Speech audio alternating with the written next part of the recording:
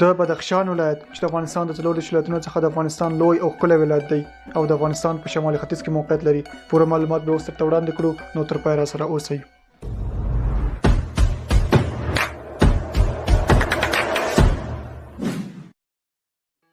د بدخشان ولایت چې د تاریخ په اوږدو کې د بدخش، بالاسکان او ځینې نور نومونو باندې هم یاد شوی دی، د افغانستان یو لوی ولایت دی او همدارنګه د افغانستان د ښکلو ولایتونو څخه شمیرل کیږي. خو راځئ لومړی دا وګورو چې دغه ولایت د افغانستان په کومه حصه کې موقعیت لري. د بدخشان ولایت د افغانستان په شمال ختیځ کې موقعیت لري چې د دې ولایت په شمال کې د تاجکستان مملکت، په ختیځ کې د چین مملکت، جنوب کې د پاکستان مملکت او په لویدیځ او جنوبي لویدیځ کې د افغانستان د نورستان، پنجشیر او تخار ولایتونه موقعیت لري. د بدخشان ولایت د سمندر له سطحې څخه 1300 متره لوړوالی لري. د فیض آباد ښار د دې ولایت مرکز دی او همدارنګه د بدخشان ولایت د 28 ولسوالیو درلودلو سره د افغانستان تر ټولو لوی ولایت دی.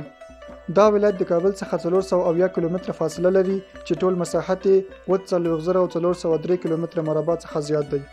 د بدخشان ولایت د افغانستان یوازینی ولایت دی چې له درې نورو هیوادونو سره مشترکه پوله لري چې هغه د چین، تاجکستان او پاکستان هیوادونه دي. همدارنګه یو بله مهمه موضوع دا ده چې د شوروي او افغان جګړې څخه وروسته ځینې روسي مسلمانان هم د بدخشان په ښکلي ولایت کې میشت شول. د دې ولایت زیاتره خلک د سني مذهب پیروان دي، خو بیا ځینې پکې د اسماعیلیه شیعه مذهب پیروان هم شته. د بدخشان ولایت د تاریخ په اوږدو کې په مختلفو نومونو یاد شوی دی. هغه داسې چې دا ولایت د ساسانیانو په وخت کې د بیدخش، د پارتیانو په وخت کې د بچ، د زردشتیانو کتابونو کې د بالاسکان، په پهلوي ژبه کې د بایتشن، په لرغوني فارسي ژبه کې د پیتاکسیو او په یوناني ژبه کې د بدخشي په نوم یاد شوی دی. د بدخشان ولایت د لرغونو زمانو راهیسې د لاجوردو سرچینه وه او همدارنګه د یاقوت کانونه هم مشهورول چې له همدې امله یې بعضې نومونه د همدې کانو د لرلو له امله ورته نسبت شوي دي.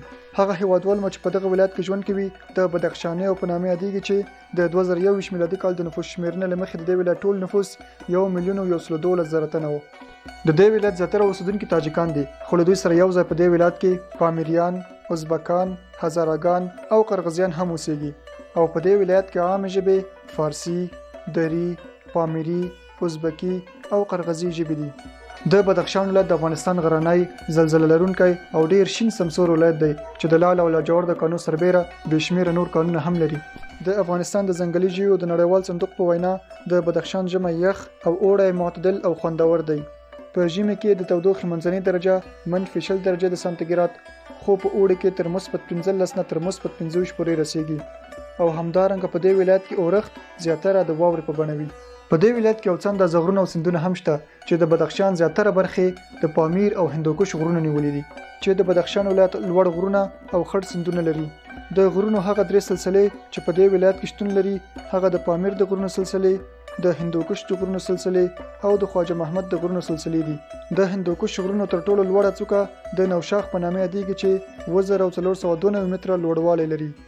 د پامیر د غرونو لوړه څوکه 1899 متره او همدارنګه د خواجه محمد د غرونو تر ټولو لوړه څوکه بیا 5680 متره لوړوالی لري.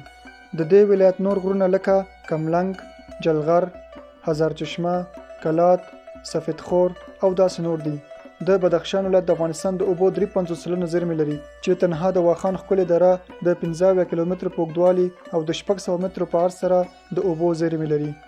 د دې ولایت مشهور سیندونه د امو سیند، د کوکچي سیند، د واخان سیند، د انجمن سیند، د تګاب سیند، د پامیر سیند، کوفاب، آشیاب، شیوا، جریم، خوستک او د راک سیندونه دي.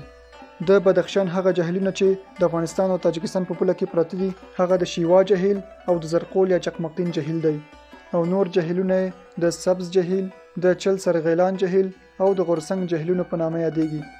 د بدخشان ولایت د ښکلا او طبیعي منافعو سربیره د اوږد او لرغوني تاریخ لرونکی هم دی چې په دې ولایت کې لرغوني او قیمتي شیان هم کشف شوي دي او لا د کشفېدو په حال کې دي. راځئ چې د ولایت تاریخ څخه په پوره توګه ځان پوه کړو. د بدخشان ولایت کې د لاجوردو څخه جوړ شوي یو څه اندازه لوازم لکه لاسي چاقو، لور او داسې نور څه شیان کشف شول چې د لرغون پیژندونکو په نظر 100,000 کلونو څخه د مخکې وختو دي. دا د دې ښکارندوي کوي چې د بدخشان ولایت د پیلولیتیک دورې پورې اړه لري چې د دې تمدن د استوګنې سیمه وه. د لویس ټوپلي او د هغه همکارانو لخوا په 1944 میلادي کال کې د بدخشان د کور په دره کې د انسان د سر کوپړې وموندل شوې چې د میسولیت دورې پورې اړه لري او اټکل کېږي چې عمر یې تر 10,000 کلو پورې دی. په اوله میلادي پیړۍ کې د بدخشان اوسنۍ سیمه د هخامنشیانو لاسته ورغله. خو کله چې سکندر مقدوني هخامنشي امپراتوري نسکوره کړه نو د یوناني دولت تر واکمنۍ لاندې شوه. د اسلام د راتګ څخه مخکې په کلونو دا سیمه د مختلفو سلطنتونو لکه کوشانیانو، یفتالیانو او نورو تر کنټرول لاندې وه. په اسلامي دوره کې د بدخشان اوسنۍ سیمه د ساماني امپراتورۍ برخه وه. بیا د غزنویانو، سلجوقیانو، خوریانو، خوارزمشاهیانو، مغولانو او تیموریانو برخه شوه. بیا له دې ټولو وروسته بدخشان د بخارا د خانې تر واک لاندې وه. خو کله چې دوی د دوراني امپراتورۍ لخوا ماتې وخوړه نو په 1950 میلادي کال کې د سولې د یو تړون له مخې د دوراني امپراتورۍ د خاورې یوه برخه شوه. د بدخشان اوسنۍ سیمه په 1894 میلادي کال کې د دوه سترو امپراتوریو روسیې او برتانیا ترمنځ په دوه برخو ویشل شوې وه چې شمالي برخه د شوروي اتحاد او جنوبي برخه د برتانوي اتحاد د اثر لاندې وه. روسیې او برتانیا د امو سیند د پولې په توګه منلی وو. د 1990 میلادي کال په اوږدو کې د دې ولایت زیاتره سیمه د برهان الدین رباني او احمد شاه مسعود د ځواکونو سره وي. نو کله چې په 1996 میلادي کال کې طالبانو حکومت جوړ کړ نو بدخشان یوازینی ولایت و چې طالبانو ونشو کړی فتح کړي او همدارنګه بدخشان ولایت د افغانستان یو له هغه ولایتونو څخه و چې د افغان جګړو پر مهال د لږو پاڅونونو شاهد و. بالاخره اوس دا ولایت د افغانستان په شمالي ختیځ کې موقعیت لري چې د واخان پراخي ساحل لرونکی هم دی، کومې ساحې چې پاکستان له تاجکستان څخه بیل کړی دی او د چین تر خاورې غځېدلی دی. د بدخشان ولایت د 28 ولسوالیګانو لرونکی دی چې په افغانستان کې د ډېرو ولسوالیګانو لرونکی ولایت بلل کېږي. خو دغه ولسوالیګانې کوم ځای کې دي راځئ چې وګورو.